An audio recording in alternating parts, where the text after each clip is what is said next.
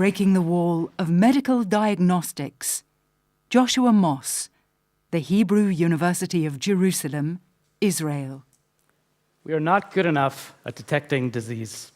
Every year, millions of people die, and billions of dollars of healthcare funds are needlessly spent because of diseases which could be cured if only caught early enough in the disease progression. As many as 90% of cancer-related deaths could be prevented if the disease were caught at an early enough stage. We need tools which are more affordable, more accessible, and more accurate than what we currently have to offer. I've devoted the past few years to a solution to this problem, and I'm really excited to share it with you all today. A fundamental aspect of many diseases is the death of cells in the diseased tissue. In cancer, for example, cancer cells are constantly dying and being shed from the tumor. In recent years, it has become clear that dying cells release their DNA into the bloodstream. Now, if we only had a way to identify where in the body DNA circulating in blood comes from, we would be able to pinpoint disease.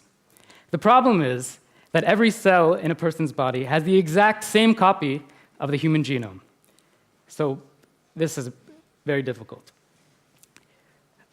We've developed a way to do this using something called DNA methylation. So what is DNA methylation? So if you take any two cells in a person's body, for example, an eye cell and a lung cell, right, they have the exact same human genome, the exact same copy of the genome, yet somehow an eye can see and a lung can breathe. This is in part because of DNA methylation, which is the binding of small molecules to the DNA, forming a pattern which dictates to the cell which genes to activate and which not to. In fact, every cell type in the human body has a unique DNA methylation signature.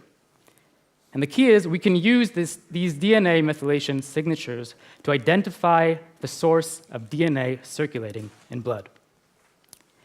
We've used this principle to develop a new kind of blood test. So to give you an example of the way this works, let's say we see elevated levels of lung DNA circulating in blood. This would indicate excess levels of cell death going on in the lung, which likely indicates lung cancer. In fact, we found that we can use our test to detect diseases such as lung cancer, breast cancer, cardiovascular disease, and diabetes. Our vision for the not-so-distant future is that you'll be able to go to a local clinic and have a simple and affordable blood test which will detect disease before it's too late. Thank you.